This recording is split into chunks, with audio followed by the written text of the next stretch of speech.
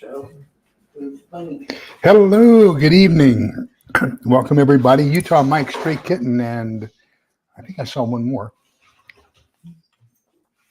Little Lone Prepper, welcome, good evening. So we're here tonight doing our Monday Night American Government, and we're studying chapter 13 tonight, which is the voting process. Thank you all for being here. For those of you who are new, thank you for subscribing and giving us a thumbs up or a thumbs down. We try to just present the information and not too much of a bias, although I'm a human being and so I have my biases. I apologize for that. Diana, too, welcome. Good evening. We'll wait just a minute or two and get everybody on board. It takes about a minute or two for the announcements to go out for those who are subscribed so that they can come on board. We don't have that much left in this book. So this is a high school civics and thank you, Helen.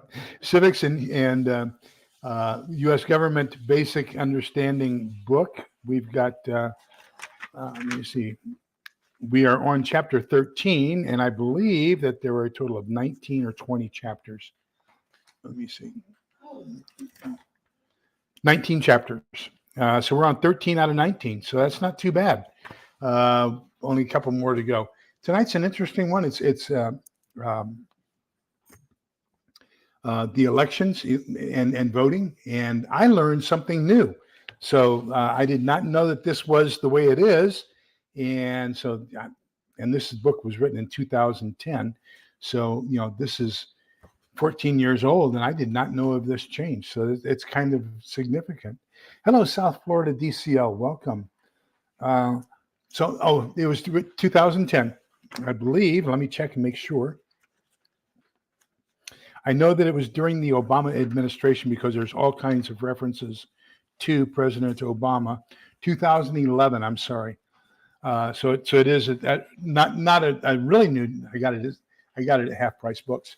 So it's not really a new book. I'm not sure if it's the current one that's being used in the high schools or anything like that. But I wanted something I could use as a basis that gave us some discussion points and some structure to the overall discussion about U.S. government. So for those of you who don't know, why am I doing this? Well, I will tell you why I'm doing this, because we had a HOA meeting, a homeowners association meeting. And one of the officers in the HOA, and this was about 2 years ago, held up a door hanger. And she said, "Has anybody seen these?" I said, "Yeah, everybody's." Helen, Addie wants outside, and I said, "Yeah, they're on everybody's doors." And so, yeah, it's 8 o'clock. I know. So this is, and what's happening is they were trying to get a section of land next to our what do we call this? A residential area, our community, whatever. But the tract of land that's right next to it, they wanted that designated as Section 8 housing, low-income housing. And she said, "This is nothing but a ploy by a particular political party to make the president look bad." And I said, "Where were you during civics? Were you at the football stadium or what?" Because local zoning and the president of the United States have no connection whatsoever.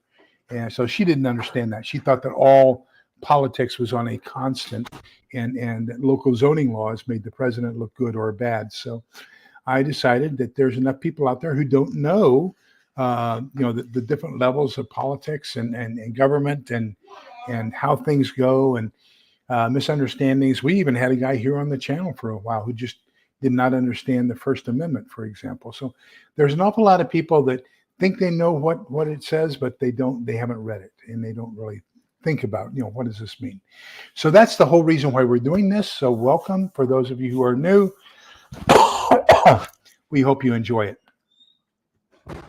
Tonight we are talking about elections and voting. It's Addie, Holly. And what is it? Adelaide is her real name? Adeline? What's Addie's real name, Helen? Oh, I don't know. Adzilla. Adzilla? She's a Chihuahua. So we have two that were twins, the same letter, Addie and Annie. And I think it was Adelaide. it's Adelaide, and then the other one is Annabelle, and then No, it wasn't. It was straight Annie. oh no, it's just straight Annie. And then we inherited this one over here, the black one. She is now 15 years old. Yeah.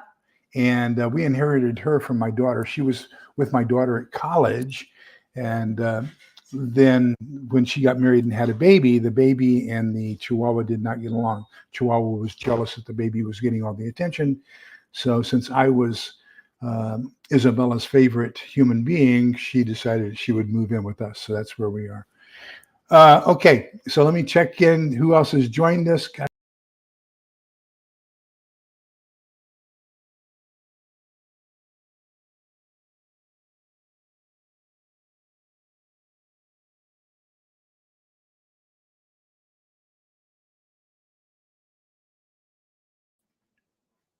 It did it again. I got to learn not to use the mouse because I touched the mouse and it kicks me out of the screen.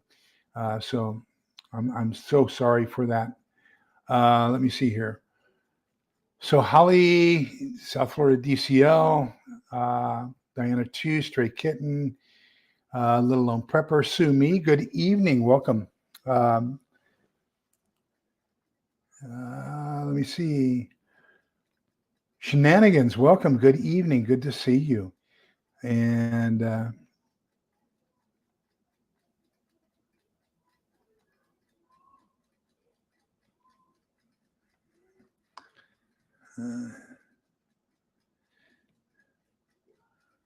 okay, so we aren't touching the mouse anymore tonight. We'll just use the whatever you call this thing on the pad on the notebook.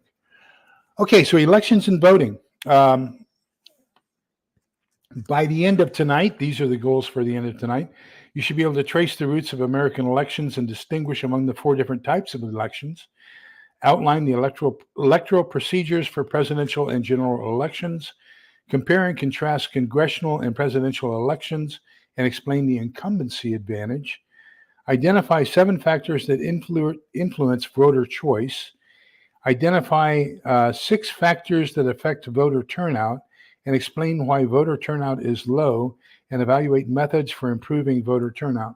We just had elections for the school board to get bonds to expand our school district, and we had less than a 3% turnout for the special election. Can you believe that? Only 3 out of 100 people wanted to vote on whether or not to give more money to our school system.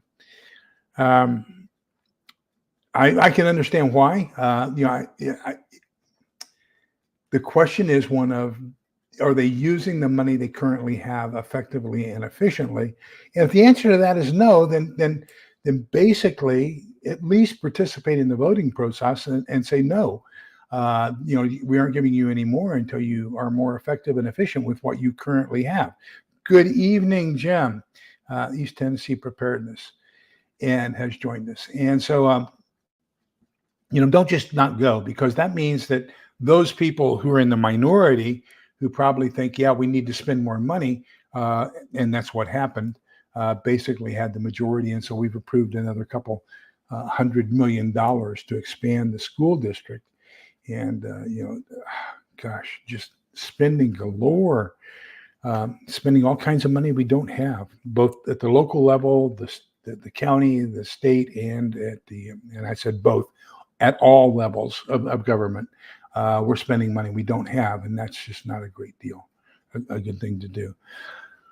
Okay, so the purpose of elections is for you, the citizen, to have the opportunity to express how you want things run. Now, typically we are a republic, and so which is a form of a representative democracy.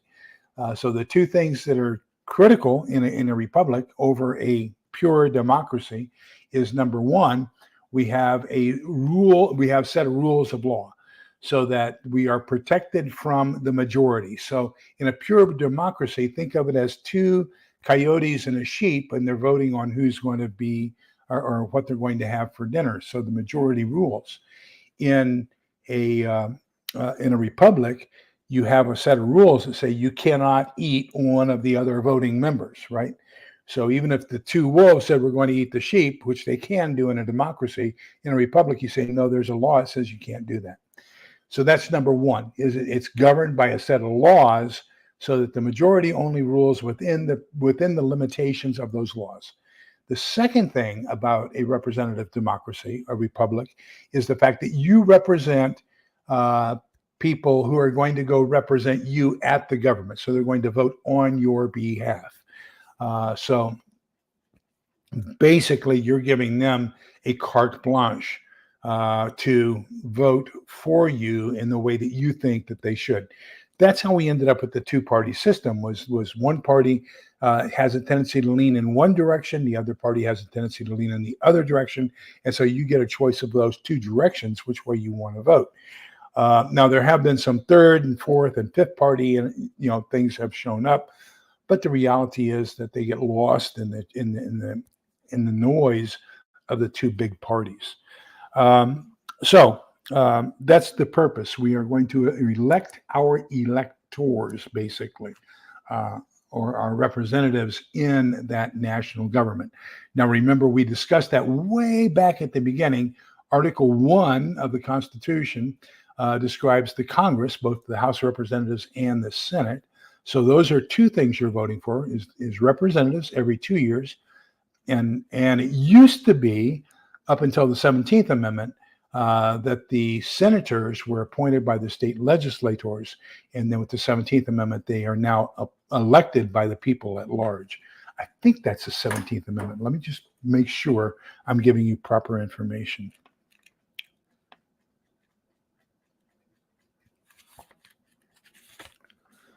Yes, 17th Amendment. The Senate of the United States shall be composed of 2 senators from each state elected by the people thereof. So the 17th Amendment basically did away with the 10th Amendment because the 10th Amendment is states' rights. So there's nobody representing the state anymore at the federal government. And that was the whole purpose behind the senators. If I could, I would repeal the 17th Amendment, because I think the states' rights, the 10th Amendment, and your individual rights, the 9th Amendment, are critical in having a well-balanced government. But anyhow, so those two are we elect. The House of Representatives every 2 years, the Senate every 6 years, and then every 4 years we elect the president. And so that's another election, and that happens. So we'll talk later on this evening about midterm elections. Now, when we talk about midterm elections, remember the president's elected for 4 years. Your congressman is elected for 2 years. So that's when that first term. So you got you elect the president. He's in the second year, first half of his term. This congressman now expires, and so we're going to have midterm, because he's still got 2 more years to go, and we're going to elect new, possibly, representatives to the House of Representatives. It's called a midterm election. Usually, the House is captured by the party opposite of the president, who is, or at least this is the way it's been since about 2000, the president, because to show their displeasure in the way that the government is going. But that didn't necessarily happen this last election, even though that this is the least popular president and the least popular policies in the history of the U.S. People voted, basically gave him a mandate that, with the representatives and senators that they elected, to keep on keeping on.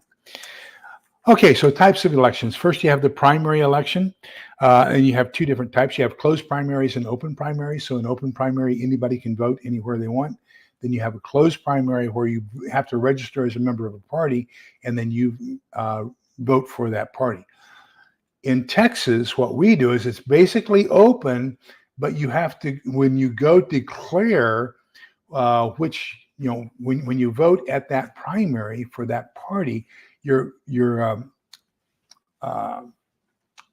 registration card is stamped with that party name. So that gives you an admission into the party caucus. So typically those will start happening the night of the primary election, and they'll start caucusing and they'll start having meetings about what they're going to do as far as how they're going to support their nominees for whatever office is being held.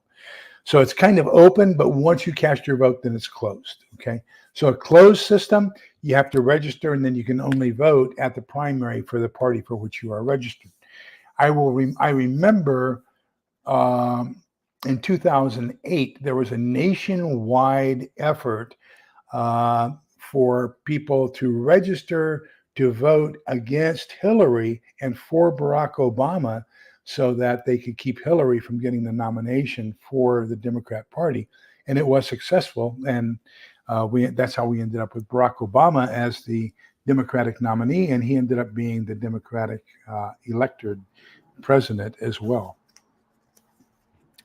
Then you have general elections, and that's basically where you're going to have the election for at least that representative that had that 2-year expiration date, as well as the president. And you're also going to have some national ballot issues or some local ballot issues. So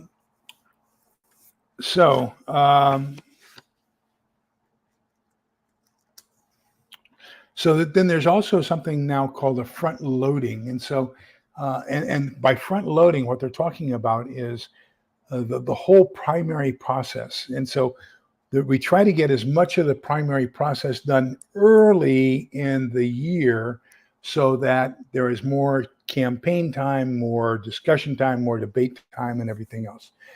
And states want to be the first to have the election happen and get more notoriety and everything else. So it's kind of strange.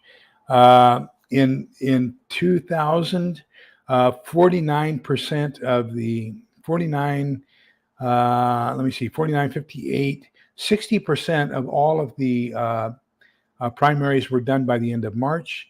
In 2004, 66% were done by the end of March. And then in 2008, 69, 71, 81, 85% of all the primaries were completed by the end of March, with the vast majority moving to, with 69% of those happening in February. So how do we elect the president? So the same way that we have the senators and we have the congressmen. So that those constitute the electoral college. So if you've got 435 congressmen and 100 senators, then there's 535 electoral votes. So it depends on how your state runs the electoral college for your state as to how those representatives go to the federal government and cast their vote for the federal government. Now, we have had a couple instances where the popular vote was won by the candidate who did not win the electoral college and was not seated as the president. Okay, so it all depends upon the electoral college. As a result of those unpopular presidents being seated and it being done by the electoral college and not by the popular vote, I believe the tally now is up to 17 states have changed their electoral system so that they are a winner-takes-all state. It used to be that if you got 50% of the state in their election at the state level during the general election, then you got 50% of the representatives to the electoral college, and the other candidate got 50%. If you got 75%, then you got 75% of the electoral college, and the other candidate got 25%. Well, they're not going to do. 17 states have now changed that so that winner takes all. If you win 51% of the vote of that state, you get 100% of the electoral college votes for that state. And they believe that this is going to make it so that only a candidate who wins the popular vote is capable of winning the electoral college vote as well. Okay.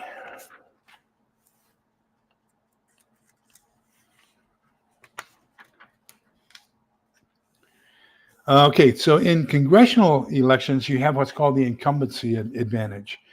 So number one, the incumbent person has a staff. Okay, so let's take my congressman. My congressman has 3 offices other than D.C. So he has one in Round Rock, he has one in Killeen, which is right outside of Fort Hood.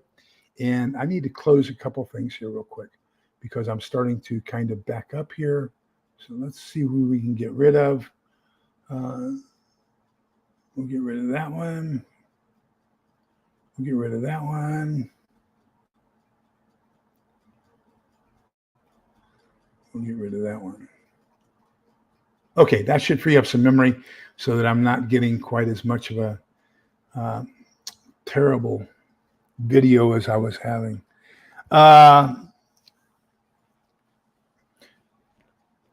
Okay, Jim, please be safe. So they have the staff in those 3 different offices, plus their DC office, who are capable of meeting with people, answering problems, going out, basically saying what their agenda is. Now, have to be careful. They're not allowed to campaign on federal dollars, but they can say what their agenda is. You know, this is where the congressman stands on this issue. And so that's kind of free advertising for a re-election campaign. They also get the scare-off effect. So I want to read this to you. Research also identifies an indirect advantage of incumbency, the ability of the office holder to fend off challengers from strong opposition candidates, something scholars refer to as the scare-off effect. Incumbents have the ability to scare off high-quality challengers because of the institutional advantages of holding the office, such as high name recognition, large war chests, that's lots of money, free constituent mailings. So one of the things that the congressman has is the ability to use franking, or basically free postage, on any communications that they send to their constituents. So what they can do is just all of a sudden, you know, that last 6 months before the election, they can start sending out weekly bulletins. Here's what's going on in Congress. Here's where I stand on these issues. You know, basically it's a kind of a campaign letter, I guess you could call it, you know, because you're letting people know what you're doing and how you're doing it, how well you're doing it. So that's an advantage they have, whereas the other person, in order to challenge that, would have to pay for the postage. Overall experience in running a successful campaign. They've already won the office once before, so they know how to win it, so they can possibly do that again. Potential strong challengers facing this initial uphill battle will often wait until the incumbent retires rather than challenge the incumbent. Another one that's very, very common is an incumbent representative or senator will tell the constituents, look, I'm the number 2 guy on this powerful committee, the House Armed Services Committee, the Judicial Committee, the Oversight Committee, the Finance Committee, whatever. I've been there so long enough to where I've worked my way up, and I now have a position of power on this very important committee. If you don't re-elect me, you forfeit your ability to have that major ability to control the ongoings of that committee. And so people look at that and they say, well, yeah, we don't want to do that. We don't want to lose that person's representation on that committee. For example, my congressman sits on the House Armed Services Committee, and we have Fort Hood, now Fort Cavazos, in our representative district. And so, as well as the headquarters, no, we don't. No, just Fort Cavazos. So he represents Fort Cavazos. It used to be the largest concentration of Army personnel in the U.S. Army. We used to have 2 divisions plus a separate regiment plus a separate brigade. So, and now it's just down to 1 division and one regiment. So why do incumbents typically lose a re-election? The number one reason is they get redistricted out of their election. So remember, and Theoxorus was very kind when we talked about this before. Originally, the Constitution had it set up where there's one representative for every 30,000 citizens, but then we passed a law that said, no, we're going to fix the number of representatives. I believe it's 435. So now when we do the every 10-year census, we take a look at where do those people live. And so we divide up the total population by that 435. That tells us how many people are being represented by that one representative. Now we draw the new boundaries so that we make sure that that number of people are being represented by that representatives. So when you draw those new boundaries, sometimes districts lose people. That can also be in a state that's losing population. People are leaving New York, people are leaving California, and so they're losing seats. And so they have to basically give those seats to other states that are gaining population, like Texas and Florida. So the redistricting is one way that an incumbent loses their seat. Scandals, they lose their seat. They give a couple examples here. Because they simply choose to retire rather than face defeat. Representative Eric Massa, for example, resigned from office in 2010 after accusations of sexual harassment and impropriety with his staff members, and his seat remained vacant until the November elections, which was filled by Tom Reed. They were of opposite parties. Then you have presidential coattails. So, if you are endorsed or recommended or promoted or a president campaigns for you, then you have a better chance of winning as well. Or if the president is basically supporting somebody in an effort to get rid of you, and you are the incumbent, you're of the opposite party than the president, and the president goes and actively campaigns in that district and says, hey, I need this seat in order to accomplish my agenda that you elected me to accomplish. That's another way that people commonly lose their seats. And then, of course, the third one we've already discussed, and that is the midterm elections. So where people announce their displeasure. So patterns in vote choice, it's kind of interesting.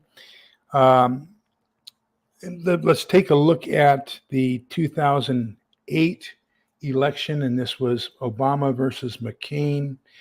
So of the Democrats, 10% of Democrats voted for McCain, 90% voted for Obama. The opposite for the Republicans, 90% voted for McCain, 10% voted for Obama. In ideology, liberals, 10% voted for McCain, 90% for Obama.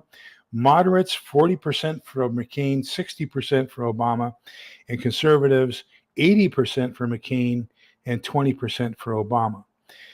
Now, education. And so education, 55% of high school graduates voted for Obama, 45% of high school graduates voted for McCain.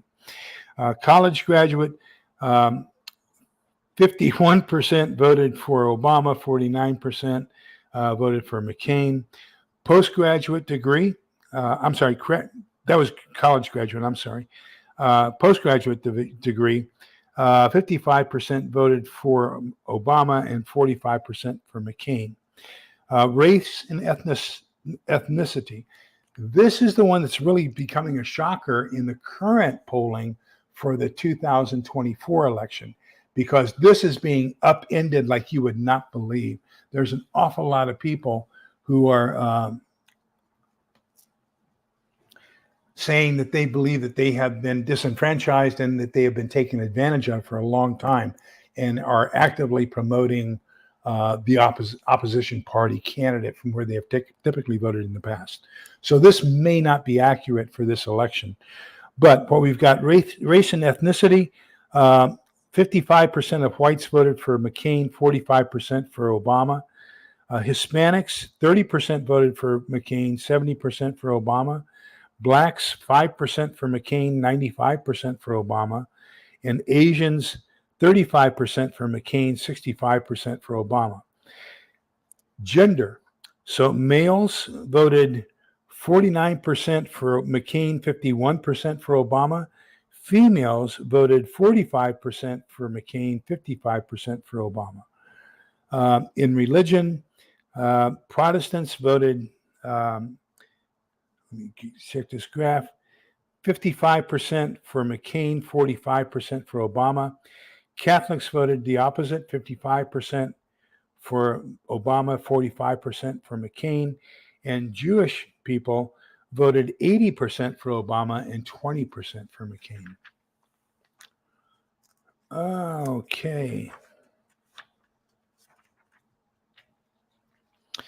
Issues. I had some stuff highlighted I really wanted to talk about. What happened to it? I had the card in that place. Let me take a look where I highlighted some stuff oh, here it is. Okay. So initiative, and the difference between an initiative and a referendum, and then a recall election. So an initiative is a process that allows citizens to propose legislation or state constitutional amendments by submitting them to the electorate for popular vote. So typically what happens for an initiative is you have to start a petition. And then whether it be at the federal level or at the state level or at the county level or whatever, there will be some sort of a governing rule. Usually it's going to be a state constitution or the U.S. Constitution or a U.S. law that says how many signatures you have to have on that referendum, on that initiative. What did I just say? Okay, when you go out and collect the signatures, right? I forget what this is called. On a petition, there we go. You have to have so many signatures on the petition in order for it to be put on the ballot. And then once you meet that threshold of that number of petitions, or that number of signatures on the petition, then it is allowed to be added to the ballot. So that's an initiative. A referendum is something that is initiated at the legislature or at the congressional level, either the Senate or the House, and then that is put to the people for them to vote. So you can tell whether it's a citizen-initiated item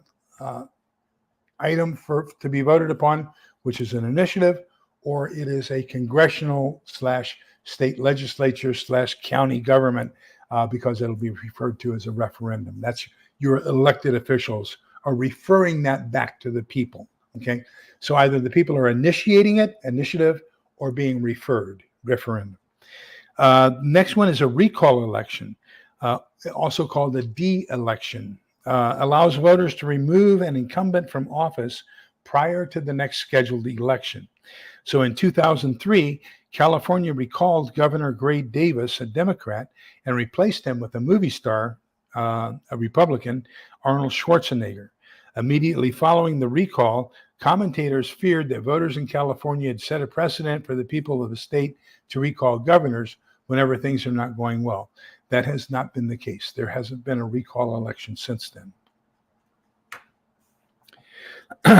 Okay.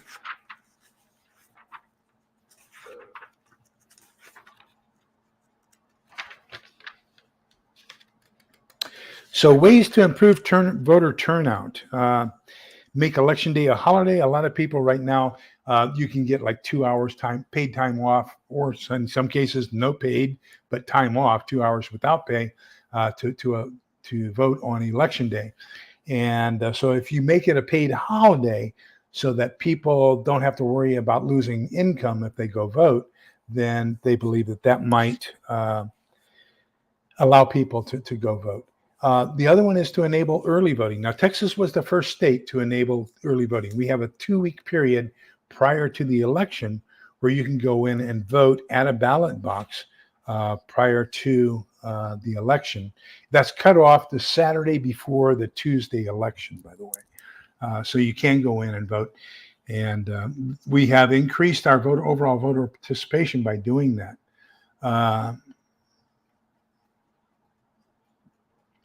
Shenanigans says that they called Arnold Schwarzenegger Benedict Arnold Schwarzenegger. Oh, really? They tried to recall Newsom, but I guess they didn't get the votes to get it on the ballot. I never heard of it making it to a ballot.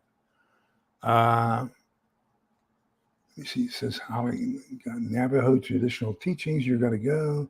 24 relaxes got to go. Rosary family, holy hour's got to go. Bible in a year's got to go. Okay, now I can see what's going on over here. The government are voting for bills underhanded, pushing bills through. Why do they get away with this? That's a good question, Holly. And so what the common thought is that you control them, because if they vote the way you don't want them to, then you're going to diselect them or elect somebody else in their place afterwards. I think there's also been a common feeling, and this has been ongoing, I'm going to say probably since right after Jimmy Carter. So I'm going to say probably Reagan and moving on. And maybe 88 probably is when it really started getting kind of a main thing, and that is, but, you know, are you going to vote for me, or are you going to vote for the other guy, but the other guy's worse, okay? So I'm bad, but the other guy's worse. And so really, I will tell you that since 1988, I don't think I've ever voted for a candidate. I have voted against the other candidate, but I don't think I've ever really had anybody that was really, really enthralled in saying, I really want this guy as president. It's been a choice of the lesser of two evils, in my opinion. And so that's kind of, I think, that whole process of they get away with it because they think you're not going to vote for a guy who is not as good as they are. Or at least that's their opinion. Hello, Devil Dog Prepper. Welcome. Good evening. Good to see you. Wow.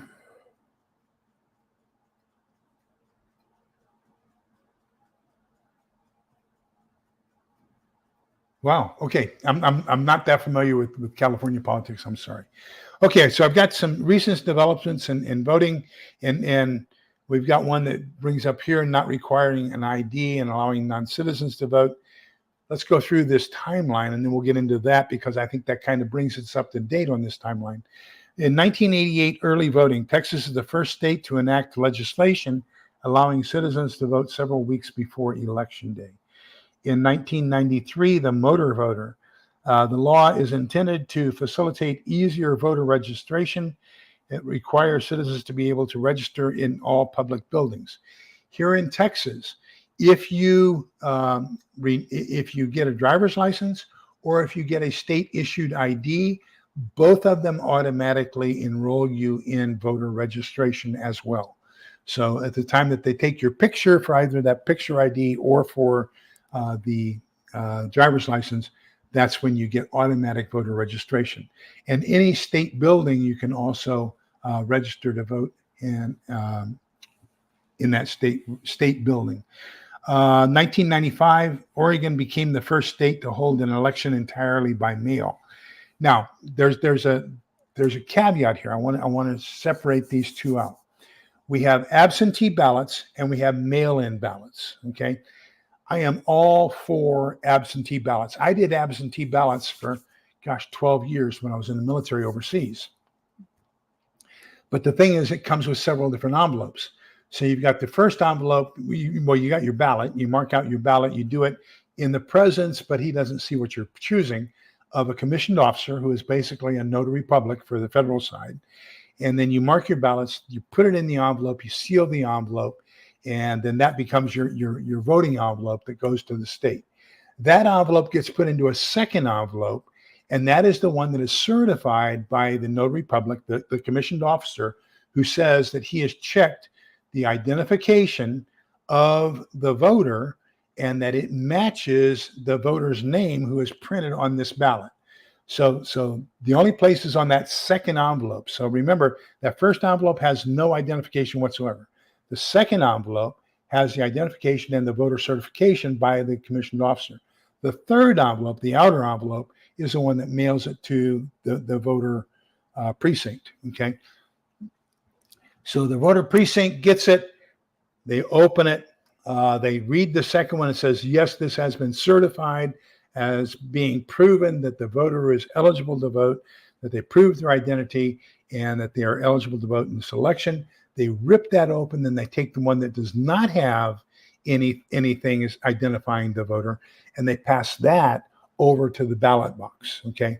Then when the ballots get counted is when that gets opened, and that's how it gets counted. So that's a very controlled way of having a mail-in ballot. Now, the mail-in ballots are totally different. There's no proof of voter eligibility on the mail-in ballots whatsoever. No certification required or anything else. So, and that's why we ended up with the debacle that we had in the 2020 election. Was, since there's no control over voters, there's no control over the mail-in ballots, and until we get control over that, we're the laughingstock. The third world countries think that we have a poor electoral system because of the mail-in ballot. So 2000 was the presidential election controversy. Difficulty counting and certifying votes in Florida drew attention to the need for improvements in voting technology. Here's another problem we have with Florida, and the problem still has not been corrected. The U.S. military does not postmark an envelope. So remember that third envelope, the outside envelope that gets mailed to your precinct? Well, typically, if you were being mailed from a different state, they would, and put it into a postal system, the U.S. Post Office would cancel that stamp and say, hey, this is now canceled. And then you would have a date time group basically showing that you mailed that before the cutoff. Military postal system does not cancel those, okay? Does not have a date time stamp. They still don't, to the best of my knowledge. So Florida law said that you had to prove that the envelopes were received prior to the cutoff for the election. Well, they were counted in the initial count because they were received prior to the election. Then one party said, wait a minute, how can you prove that those were mailed in time? Well, they had the envelopes, but the envelopes didn't have anything. So all of those military absentee ballots got thrown out because they could not prove that they were mailed in time to be a valid vote for the Florida election. That then got the election close enough to where we had the hanging Chad incident that happened. If it had not been for that, then George W. Bush would have won just outright. But once they threw out all those military absentee ballots, then we got it close enough to where it's a hanging Chad incident. In 2002, we had the Help America Vote Act. So the federal government enacted legislation designed to help states modernize their voting equipment. In 2006, we had the first electronic voting. The use of electronic voting machines reaches an all-time high. I'm sorry, it wasn't the first. It's the all-time high. Nearly 40% of Americans cast their ballots using electronic voting. In 2008, we had the highest voter turnout in history. And then in 2010, they allowed internet voting for military members and their families living abroad. So the same thing. They had the internet where that had to be certified by a commissioned officer. So I did not know that had been passed. So that really got me. I'm glad that they did that, because that way, you have electronic proof that it happened prior to the cutoff. So that's basically it for this week's chapter. Next week, chapter 14, we'll talk about the presidential campaign process. So what questions do you have? Let me catch up with the chat. We'll see where we are. Put the book down. And hey, Gil, welcome. Good to see you, my friend.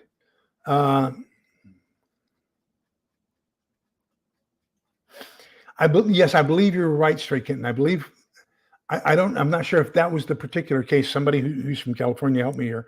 But I think what they did was they worded something in the negative so that it was confusing, so that in order to retain him, you had to vote no.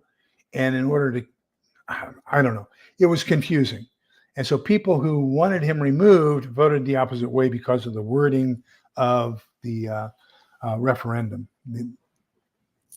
To the best of my recollection, I believe you're right.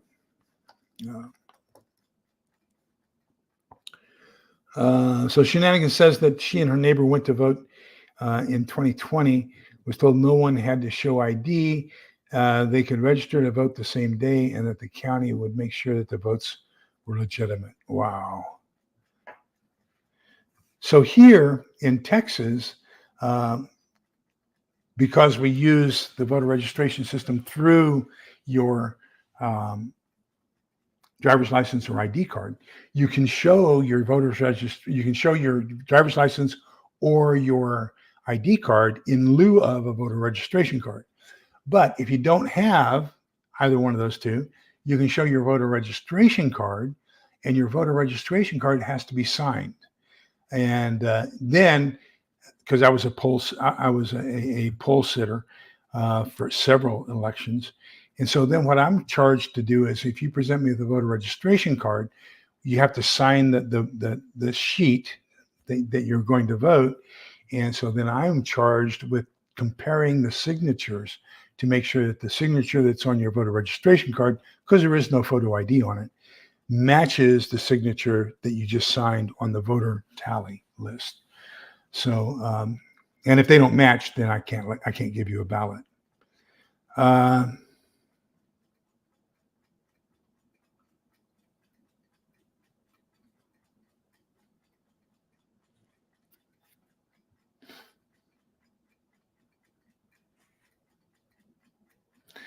So I'm just catching up on the chat. Hello, Celtic Grandma. Welcome. Good evening.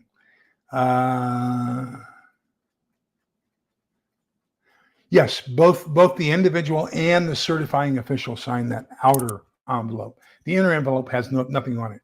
The outer envelope has to be both. Oh, you're talking about mail-in. I did not see that. I know it's that way on the both the individual voting as well as the certifying official have to sign that outer envelope, the second envelope. But you're saying for mail-in ballots, where do you live, Celtic Grandma? What state?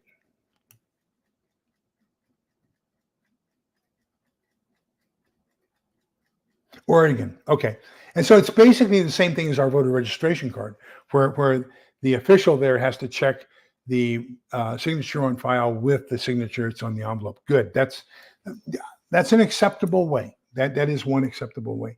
The only thing is you aren't sure. Remember, when you go to the poll, you're not allowed to have notes. You're not allowed to confer with other people. There's no shenanigans going on, and I don't mean that in a negative way for you shenanigans, but there's no intimidation or anything else in the voting process as far as when you go to the polls. We cannot certify that with a mail-in ballot. So did you fill this ballot out under coercion? Was somebody standing over you? Did somebody tell you vote this way, or this is what that means, or something else? Did somebody else direct you how to vote? So we don't know those things. And so we don't know whether it's a free will election or not. But that's one of those things that's one of those problems with a mail-in.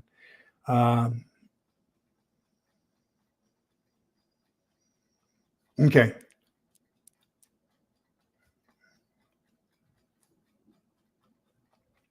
So I don't know. There is a fear. There's a slippery slope for sure. Some states are giving identification and driver's licenses to non-citizens. Okay, and some jurisdictions are authorizing non-citizens to vote in local elections. So it's going to be interesting how that's going to be handled because you can only authorize that for the jurisdiction for which you're electing inside that jurisdiction, okay? So a city can say, we will allow non-citizens to vote for city people, but they can't say that for state, county, or federal government. But the slippery slope is, once you've given them a voter ID or a voter registration or something else, how do you protect the other elections from that person not doing it? I don't understand how all that works. I think it's a slippery slope, and I'm afraid that we've gone that way with some of the local elections.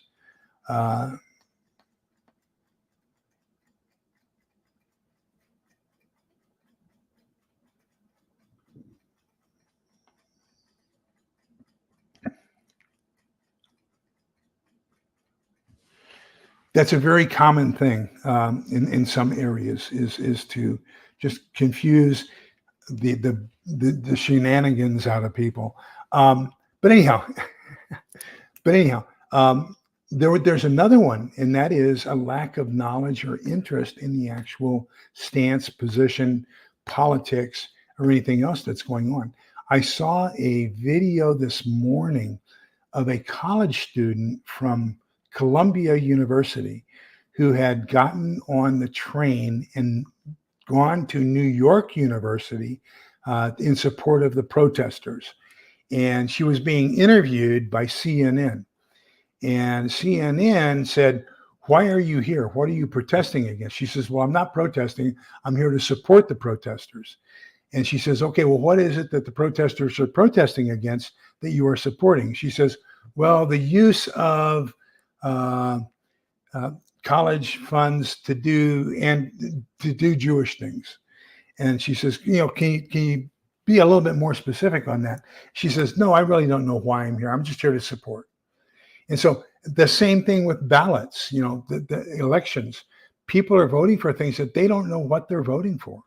And that's not just the wording in some cases. And there have been some that the city of Austin, I tell you what, it's crazy. The city of Austin now for like 20 years has had on the ballot every election, do you want a light rail system? A cable car, not a cable car, a streetcar system, train system, or whatever. And people keep saying no. And they keep putting it on the ballot and rewording it in such a way the city council wants light rail. And so they're going to keep on putting it on the ballot. They're going to keep on changing the wording until the people vote and say, yeah, we want light rail. And that's just the way it goes. They control, this is a referendum, remember, so they control what goes on the ballot. So they're going to keep on pushing that until they get it. And that's one of the disadvantages of our political system.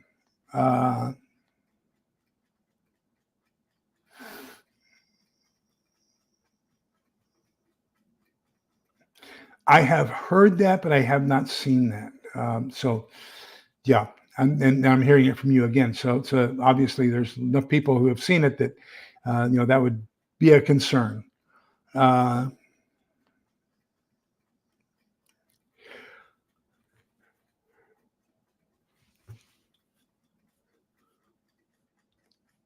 Yes, absolutely. I think that's the same one. It was she looked like she was a Middle Eastern woman, either Middle Eastern or maybe Indian from the subcontinent. And but she was there with a friend, and yeah, she didn't have any answers. That was something for sure. Hello, KP Heathen. Okay, so we pretty much wrapped that up, and I think that have a little bit better understanding of the election system. This election, I tell you what, it's scary. I personally believe that 50% of the people, regardless of who wins, are not going to be satisfied and are not going to accept the results of this election, this upcoming election. That's just my personal beliefs. Tomorrow night, last meeting on food storage for preppers. We got 4 fantastic projects. The last 4 items that you pick up for your 10-month supply of food. And then the week after that, so get your copy of the book now. We're going to start How to Survive the End of the World as We Know It. That's going to be our Tuesday nights. Our end of the month book club is going to be 299 days to preparation. Now, let me just take a real quick poll. And I have the opportunity to interview Eric, and I forget Eric's last name. He is the CEO of Nutrient Survival. So he has offered his time for us to be on and spend an hour with us and for you all to ask him questions and everything else.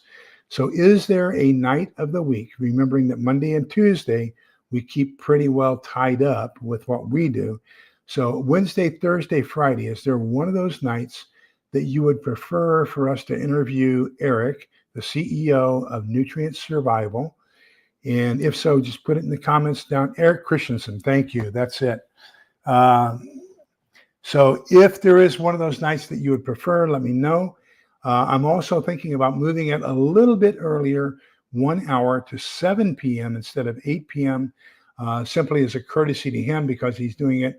And I'd hate for him to have to stay after work too long. But if we do it at 7 o'clock our time, that would be 5 o'clock his time, whereas 8 o'clock our time is 6 o'clock his time. So, we would keep him an hour late after work, but if we go at 7. But what do you all think about 7 o'clock Central on Thursday? Diana 2 says Friday. Jim's back. Okay, I've got 1 vote for Friday, 7 o'clock Friday. Any other votes?